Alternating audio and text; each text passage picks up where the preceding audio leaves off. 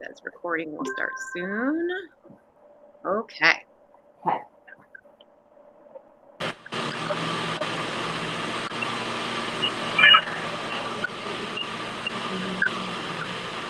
All right. We just ask that everybody turns their microphones off.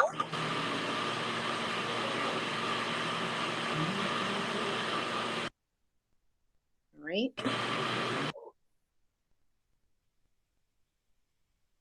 Awesome. Thank you. Okay. So hello, everyone. My name is Martina Saad. I am a kindergarten teacher at Vanderveer. A lot of you I know, a lot of your children I know. I am a Seesaw ambassador, which means that I just love Seesaw so much, and I decided to take a course from them and kind of become like what they kind of certify to spread the good news of Seesaw throughout the school, right? Charlene and I love Seesaw. We used it for years, and then we wanted to extend our learning, so we take some training with them, and yeah. And my name is Charlene Tactic. I'm the K-2 coding teacher at Vanderveer, and we're so glad that you could join us so we can share with you some tips on how to connect and what your children will be doing this year, how they will be using it. So the first picture is just kind of a just a little like juxtaposition here. You can see on the left is an older picture from a more traditional form of education when students sat in rows and were using paper pencil and listening to the teacher all day. And on the right, you can see a student interacting more, working independently. You know, there is the technology use there. But at Vanderveer, we really encourage our younger students to work independently and to be creative. And so Seesaw is really, really a great tool for this. And so we have a very, very short video just to kind of give you a brief introduction.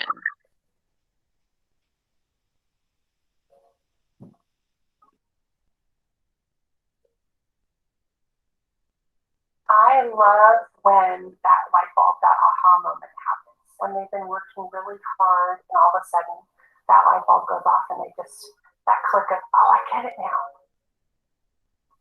I'm looking for new ways to engage my students every single day. Seesaw, hands down, is the best thing that has ever happened to any of my third grade classrooms, whether it's math, writing, social studies, in art class, in music class. It works for everything.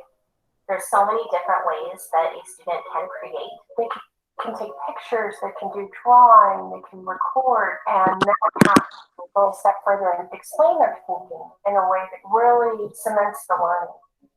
Seesaw helps me because it gives me that immediate feedback of how the kids are doing. It helps me find those misconceptions in their lesson, and then the following day to reteach those concepts that were missed. The Seesaw Activity Library is a go-to almost every single day. I love that I can get so many different ideas for activities that I could use right there in one spot. Students love Seesaw. They get very proud of their portfolio and they like to share it with other people. I saw that. I was at work at a meeting and my little notification popped up. I use the Seesaw Family app both at home and at work. It really helps me give an insight of what Ava is doing, not only in class, but also the way that she's thinking and her process. And I think that's priceless. I love how Seesaw really allows me to get to know my students on a deeper level. They don't always want to stand up or raise their hand to talk in class, but I feel like Seesaw really allows them to open up and shine.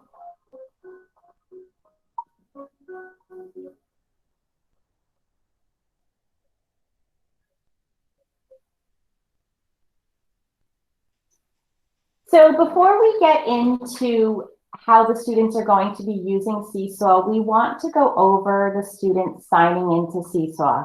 So we have some parents and families that the students have iPads and other families have computers or Chromebooks that they're using to sign in. So I'm going to go over two different ways to sign in using both devices. And you might have noticed that your child has been doing that with Spanish and coding. We spent last week and we're going to be spending next week with the students to get them comfortable signing in to Seesaw. So if your child is using an iPad, all they need to do is open Clever on the iPad. It's in the bottom of the iPad, and they can either scan their badge or click Login with Google. When they do that, they're going to click on their Google account, and it will open up the Seesaw app, and that's all they need to do. Once a student who's using an iPad opens up Seesaw through Clever, the next time they go back to Seesaw, they do not need to sign in through Clever. All they need to do is open up Seesaw, and it says class in the app. They just need to open that up, and it will bring them right to their account. For students that are using a Chromebook, they just need if they're meeting with their teacher, they can be in a meet, and they need to open up a new tab. So there's a couple different ways to do that. One way is for the student to click on the plus sign to open up a new tab. Another way is for students to hold down the control button and click on the T, and that will also open up a new tab. Once they open up a new tab, they are automatically brought to the Clever login page. From here, they can either click to scan in with their badge or click on Login with Google. When they do that, they're going to select their user account and then find the Seesaw app. So from the Clever homepage, if they scroll down, they will see the Seesaw class app, or they can go to the teacher's page and the teacher will have the Seesaw app on the page. And all they have to do is click on that, and that will bring them to Seesaw. So for students using Chromebooks, they will need to sign in through Clever every time, but it's very simple. Once they've signed in, it brings them right to the Clever page. Now, because the students are using it with several teachers, they need to make sure that they switch classes so that they are working in the correct class. So it's very simple to do. All the students need to do is on the left side, they will see their name. It says they're a student, and it says how many classes they are a member of. Once they click on their name, and this is the same for a Chromebook and an iPad, they would tap on their name and then select the classroom where they are doing the work. So for coding, they would see my picture. Most of the teachers have their picture there so that the students can see them. And then once they switch their class, they will see their teacher's class name over on the right, and they will see the same picture. So they just need to make sure that they're in the correct class when they go to use Seesaw. So we're going to talk about how students can create posts, because the amazing part about Seesaw is that it is a platform where students can share their learning. So as teachers, we encourage them in class and at home to share their learning no matter what subject. So we're going to go over how your student will do this. So like I mentioned, your child's teachers would love to see their learning while at home. It allows students to be creative while doing this, and we're going to talk more about all the different creative tools that students could use within Seesaw. If a student is creating a post from scratch, like they completed something and they wanted to, for example, take a picture and put it in their Seesaw journal, it all begins with that green plus. So that's what you'll see as soon as your student is logged into Seesaw. In their journal, you'll see that really big green plus. It's hard to miss. So that's what they'll press if they want to create a new post to share their learning. It's right there. So you have that would be their journal page when they log in, and you can see that green plus, that add button. When they click the add button, all the different learning tools will pop up. So we have a tool where they can take a photo of something they, maybe created or drew on paper that they want to share.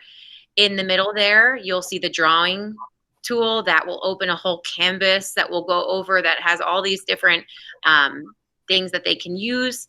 They can also post videos. So an example of this would be a student that really, is proud of something that they read, and they might want to take a video of themselves reading it and share it in their journal. And in the bottom three, I personally in kindergarten don't use them very often, but they're definitely useful if a student is using a Chromebook. The left is the upload. If they have a file in their drive that they'd like to upload and share, and the note opens like a little notepad looking sheet, and then they can also share links. So there's just a whole lot of different options. So if you click that drawing tool, what will happen is it will open up to a canvas. And so this is just an overview of the different things that your child can click and manipulate. You can see on the left with the T button, they can use labels to add text. So if they want to label a drawing, or if they want to just type in a little bit of text, and then underneath that is a microphone, which they can use to record their voice. And it also records what they're drawing. So it's almost like a screencast where you can record it, you can talk and draw, and it creates a little video of what exactly the student did while they were talking and drawing. So that's really handy as well to kind of see what their learning process was. And then underneath that is the camera. They can add multiple photos, and then they can add, really fun things, add shapes and backgrounds, and it gets really fancy. They can, at the bottom, there's all different kinds of markers, and on the right, they can change the color. So it really is kind of just a really amazing canvas that they can use to share their learning, as I said. And then, sorry, I skipped that bottom left one, is the caption with text or voice. So that's another way that they can type in a little text or record their voice. So that's the canvas. And then you'll see there are two more really important buttons when they're in the canvas, and we'll go over this more for the families that are working on the extension choice boards. But at the top right, you'll see a draft button. And so that's important if it's an ongoing, say like a weekly, something that they're working on, they would click the draft button, and that saves their work, but it does not yet like submit it to the teacher or go into their journal. It's something that then is available for them to open up again. And then on the next slide, you'll see the button right next to it is the green check. That's always the button we use when we're totally finished and we need to add it to our journal. We're ready to, hand it in, in a way. So here's an example of a post. And so I wanted to highlight this because this student's post features the use of, the camera tool, taking a picture of what they did.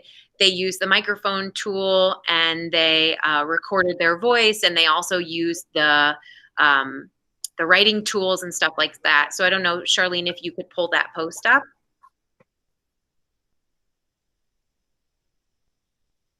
Sorry to take you out of that.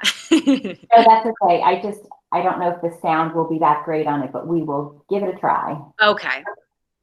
So this is just a post from a student, and so you'll get the idea. This is a group of 16, and I figured out 16 is an even number because there is 8 groups of 2, and none left over. I can also do an addition sentence. 8 plus 8 equals 16.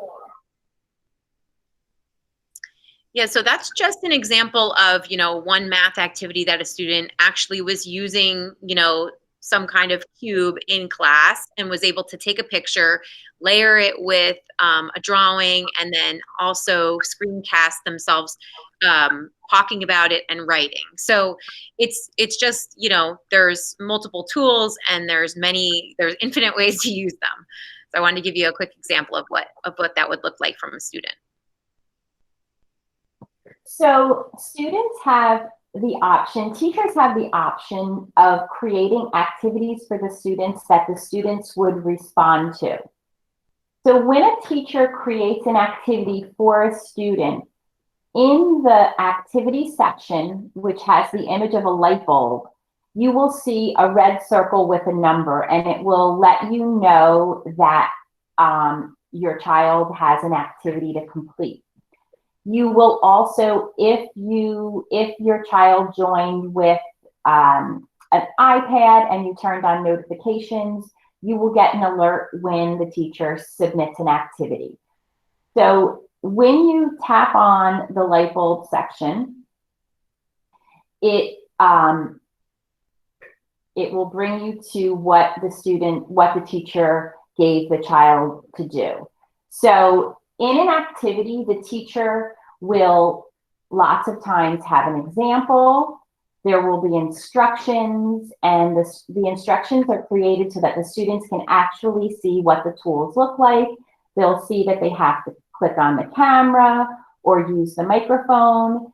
The teacher can also record instructions so the child is able to listen and hear the teacher explain the instructions. Sometimes the activities have a template for the student to draw on. So all of that is there when they click on the activity section. So in order for them to post to the activity, all they need to do is click on the add response button, and it will open up the activity just for them. Martine will go into this a little bit later, but as you can see over here, the to-do is the activities that they were that were scheduled for them. If they're working on an activity and they have to stop, they can save it, and that will go to the in progress. That's when they click on the draft. And then any activities that they have completed will be in the done section. So this is just an example of students posting. And when the students are in an activity where there have been instructions, they can always get to those instructions again by clicking on View Instructions. So in this activity, the student took a picture of a flower, they labeled it, they used the text tool, they could use the record tool to talk about it and tell the teacher what they learned. And this is just an aside for the students who are doing this virtually. For example, this week my students were drawing a picture about technology. If they're in a Google Meet, they can do all of the drawing, they can take a picture, but they cannot record themselves or take a video of something. So that is something that the teacher will explain and tell them how to do it. And then when they leave the meet, they can do that. And then when they're done, they just send it to the teacher by clicking on the check. And if they aren't ready to submit it, they can click the draft and it will go in their in progress work.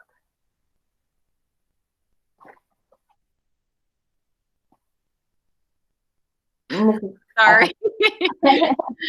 We are going to transition into talking about the extension choice boards. So many of our students in kindergarten and first grade, I know, have rolled out extension choice boards via Seesaw. Many of the older grades maybe are using other tools. So we're going to go over the parts of those extension choice boards. And obviously, if you have any questions, please, Charlene, should we put them in the chat or should we hold on to our questions or what do we do? You can hold on to them. We'll probably have a lot of similar questions that we'll answer at the end. Okay, cool. Okay, so for the extension choice boards, you'll see those are pushed out by your child's classroom teacher.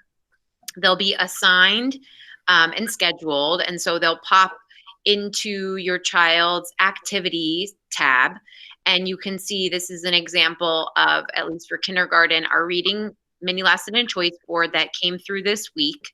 And you can see the little alert in the activities, and it's in that to-do folder. And so newly assigned activities or activities that haven't been worked on yet, even drafts of activities, can be found in that to-do section.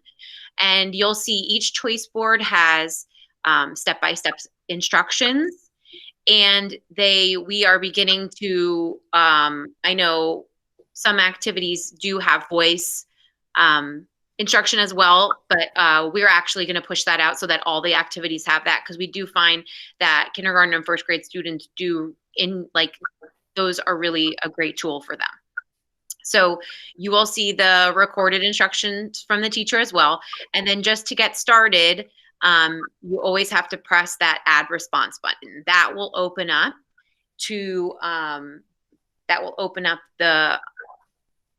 the activity in the Canvas for the student to interact with. If your student is pressed the draft button and is working on this mini lesson and choice board throughout the week, which all the students are, these mini lessons and choice boards are week long.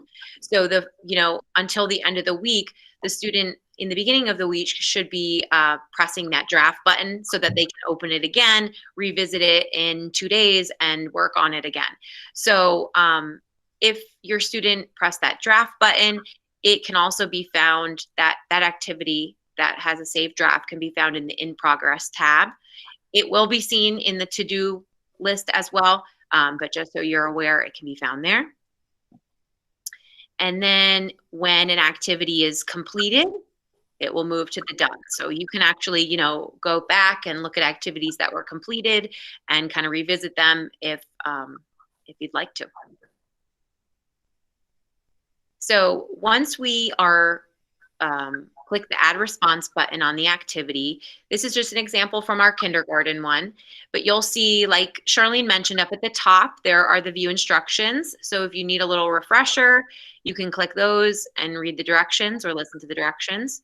And then each of the extension boards will start off on that first page with the mini lesson from one of the first grade teachers or one of the kindergarten teachers, and they're usually very brief. Just a few minutes going over concepts that we had learned in school that day or throughout the week. So they're really just meant to reinforce the learning that's going on and to extend it. So we recommend that first day that the student is working on that choice board to watch that mini lesson. Obviously, it'll stay there so the child can revisit that if need be. But that's what we recommend. Just begin that first day by watching the mini lesson, kind of get an idea for what we're, a review of what we're learning that week. And then on the bottom right, you'll see a little icon and a little link to click to go to the choice board. So every day we are asking, so for example, every day that a student has reading, they would watch the mini lesson if they need to, and then they would complete one activity on their reading choice board. So their learning in school is reflected in their learning at home or outside of school. So you'll see the choice boards have 3 options, and they have links or they have directions on what the choice is. And so, for example, this middle choice, you can see the little link icon to the left.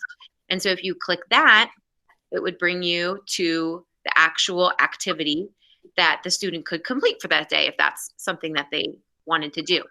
And so you'll see a little speaker icon. The teachers have been great about including individual activity directions. So once you get to that page, you might be wondering, well, what do we do here? And so the teachers have provided a little voice direction you can see on the left with the speaker. So the teacher will pop on and explain, okay, on this page, you're going to do X, Y, and Z. And then when your student is done with that activity for the day, but still needs to continue working on it throughout the week, they would press that draft button on the upper right. So I mentioned this to the kindergarten families. We're all getting used to these routines, and I know that you guys are learning Seesaw, and a lot of our teachers are learning Seesaw as well. So we were saying, if by accident the green check is pushed, it's not the end of the world. What the teacher will do is they'll get it and they'll see, if they received it, say in the beginning of the week, and your student needs to work on it later in the week, they'll just be able to send it back and you'll see it again in your child's activities. So it's not a big deal. We'll all get better at it. So yeah, just clicking that draft button just to save. And then at the end of the week, when they're completely done, they would press that green check to submit it.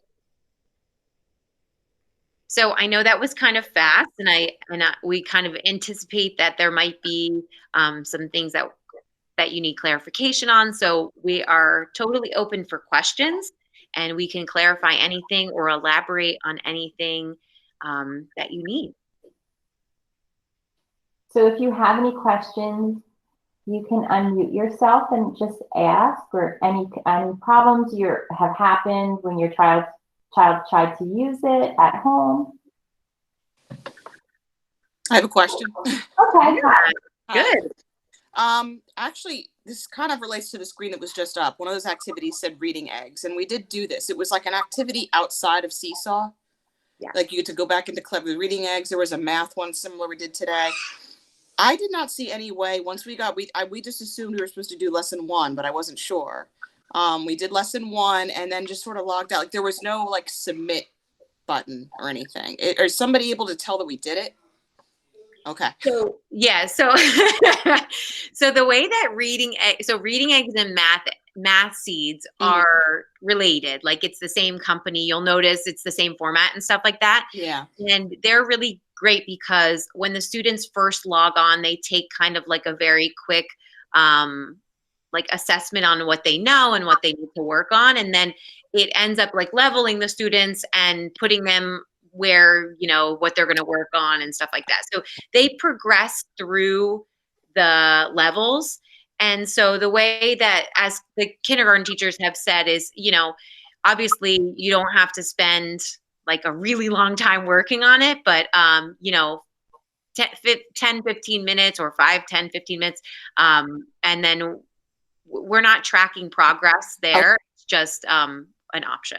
Okay, because we did like lesson 1 of each, which was, so should we go back and do that assessment then, I guess, at this, because we never did Yeah, that. I mean, sometimes I always recommend the assessment just because they're, they won't start you just right at 1 if there is knowledge already, and they might, put the student at a different level to challenge them a little bit more. Okay, So, yeah, okay, so nobody's like tracking then the lessons. It's just spend some time with it. Okay. Yes. And we can definitely be more, that's a great question, because as teachers, we can definitely be more clear about, I don't love giving time limits, because I think it depends on the kid too, like, how they can attend. So, yeah, I guess we could definitely be more clear about what is expected there. But that's good. Yeah. And if you have a difficult time finding the placement test, just email the teacher. Okay. Kind of related to that is I noticed, I think it was social studies. There were like 5 activities, but 2 of them were videos. So we watched one. Like, is there a way to check off that we did that, or is it clear that we did that? So there's definitely, I mean, there's no way on there to check it off, but what they could do on that slide that the video is on, you could click a little pen at the bottom and draw your own check or something like that. Okay. Yeah, I mean, that would definitely be helpful, because it is nice to know which choices the kids enjoyed and interacted with and stuff like that. So, yeah. Thank you so much. Yeah. And they also could use the microphone and share something they learned right on that choice board. Okay.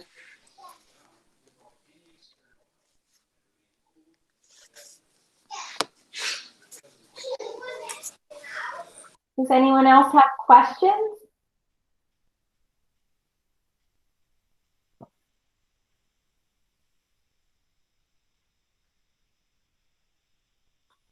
So just one thing I want to share that I've noticed while using Seesaw with the students virtually is sometimes there is a challenge with loading Seesaw and being in a Google Meet at the same time.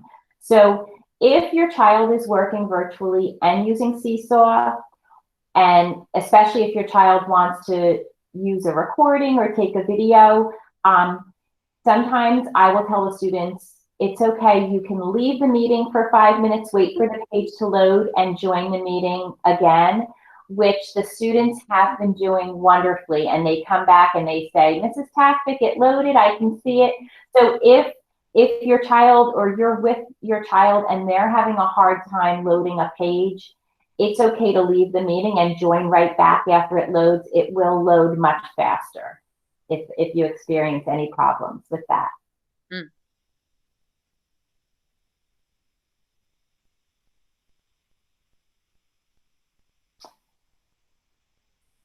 Charlene, should we go to the Seesaw Help slide and show that? I can put that. Yes. So I have, if you want to put that in the chat, I will go to that slide. Sure. Or you know what? I have it open from here. I will put it, if you want to explain a little bit, start with that. I will put it in the chat. All right, cool. So Charlene and I have created a little Google Doc that is filled with links, and it's specific for our Vanderveer parents. And so last spring and this year, we've been kind of thinking about all the questions that we've answered and questions that we've had, and we thought of different topics that you know, parents might be wondering about. So we created little short videos, or we linked a website there.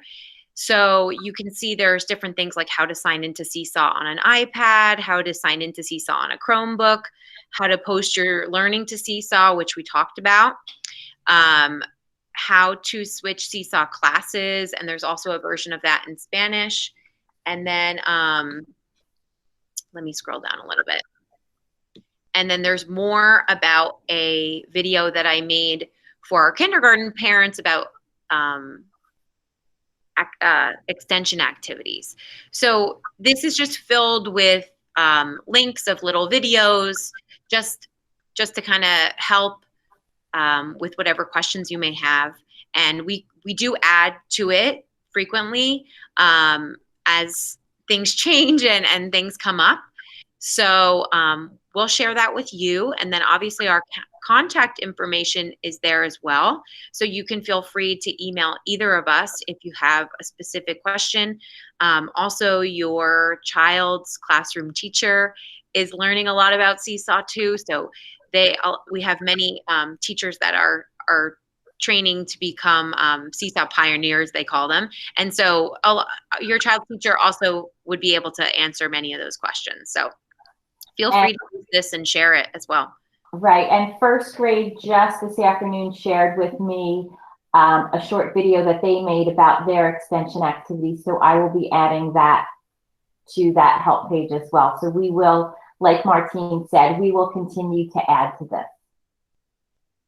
If you find something that you're really confused about and you feel that a short video would be helpful, please reach out to us and we can create that and add it to the page as well.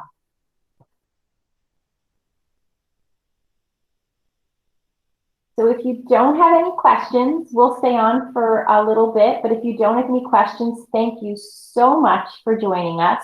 We really appreciate your interest in learning how to use this. Please, like Martine said, please feel free to share the Seesaw Help with anyone that might mention that they're having a challenge with something, and please reach out to us if you need any help. Yes, thank you, everyone. And definitely stay after if you have any questions. Oh, yeah. So actually, uh, if you don't mind jumping on. Okay. I guess the recording will then be translated and shared. Yes. Awesome. Oh my gosh, that's perfect. So yes, the recording of this session will be translated into Spanish and then shared. So that's amazing. Thank you so much. Thank you.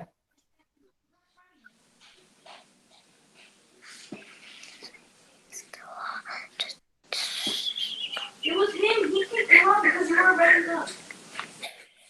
Yeah, so definitely feel free to stay back if you have any specific questions that we can help you with or anything like that.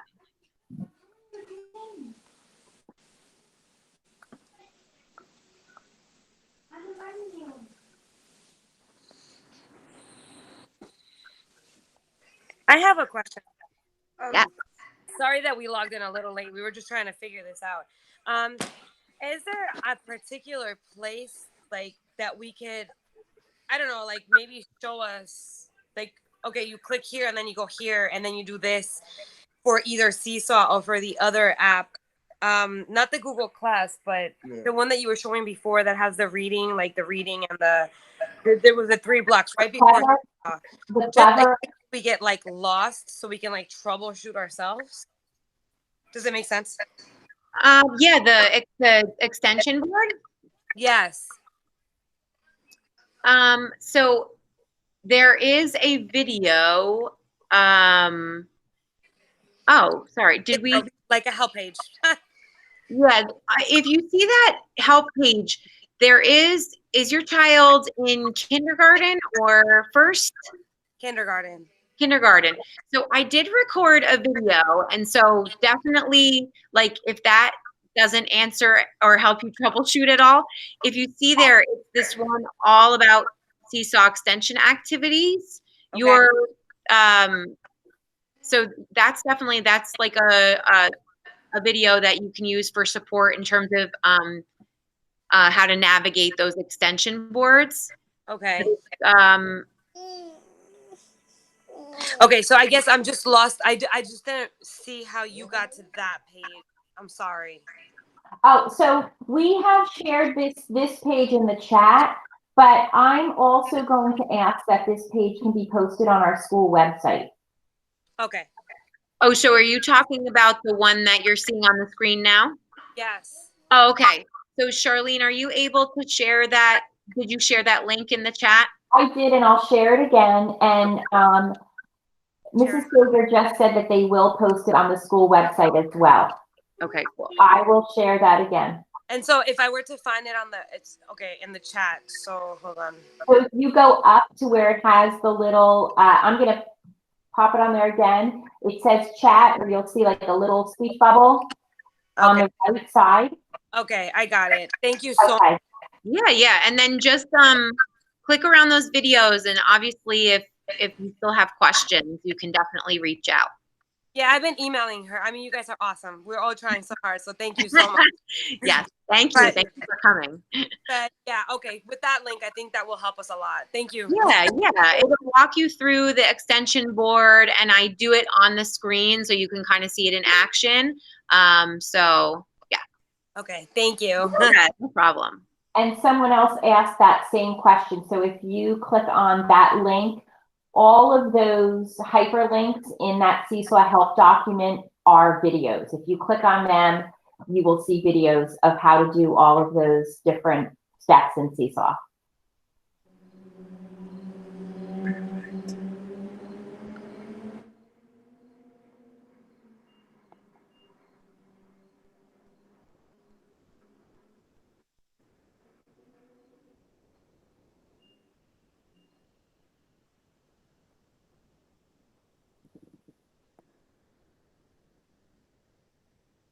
You're welcome.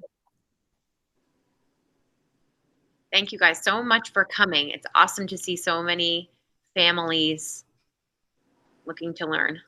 I know. We really appreciate your helping the children. Yeah. Yeah, thank you so much. I'm learning too. Thank you so much. Good. Yeah, we're all learning. So. Great.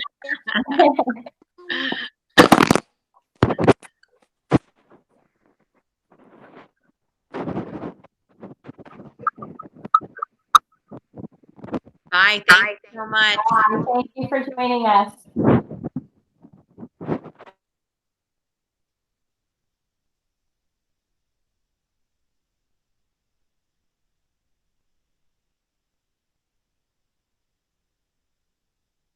Thank you. You're welcome. Thank you for coming. Thank you. One more question. Yes.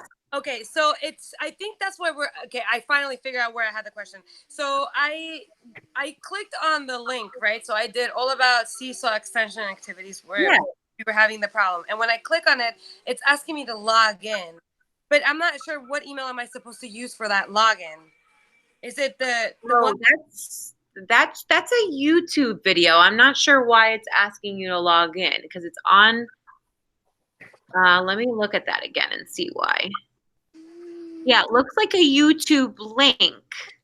So I just use my personal stuff? Like my email for YouTube? You shouldn't have to log in. Yeah, you shouldn't have to log into YouTube. That's interesting.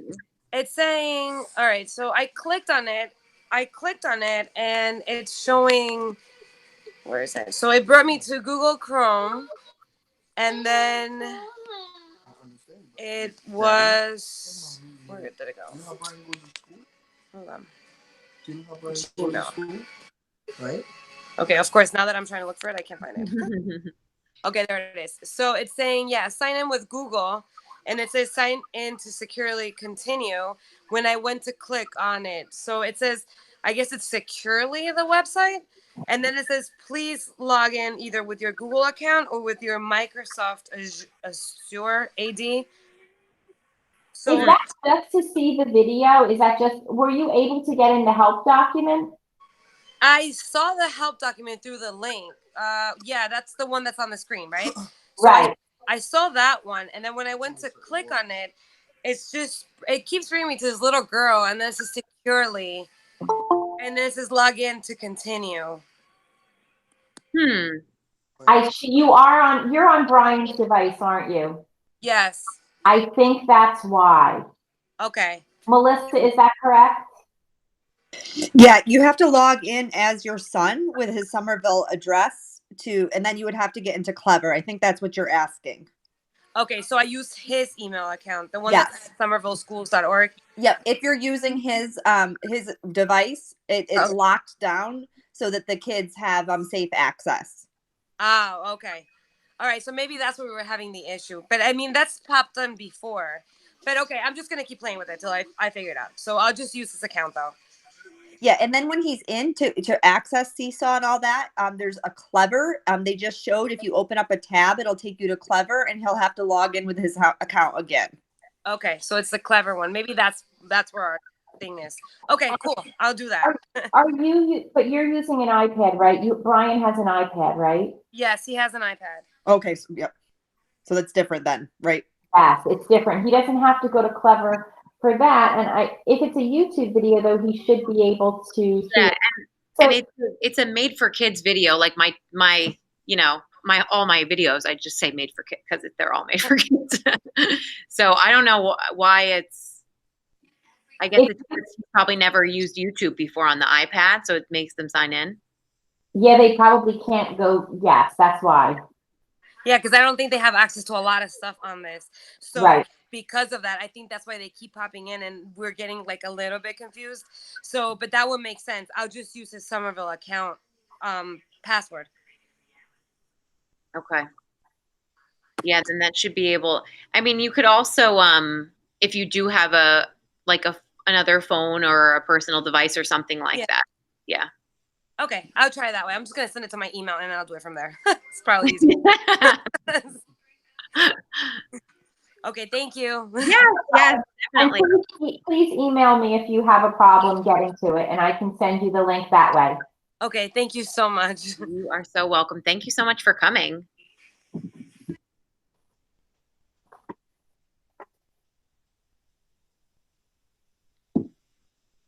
Any other questions? We have some friends still on our call here. Just great job, you guys. And I have to go to my son's back to school night. So. Oh, fun. Thanks for joining us. Yes, thank you, Thank Melissa. you. Great job. Bye. Thank you. And I guess we can stop the recording. Yeah.